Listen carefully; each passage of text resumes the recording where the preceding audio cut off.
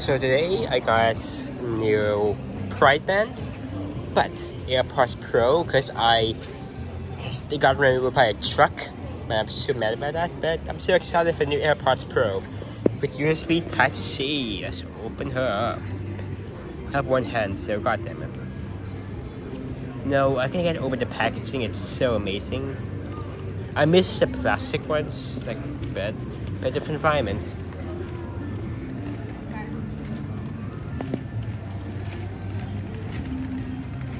What the hell? Oh yeah. Okay. See how it works now. No Apple smell. What the heck? That's the AirPods, but the documentation is the update for the iPhone 14, 15, and 16 now. So we're happy about that. The old one using the 13 Pro, I believe.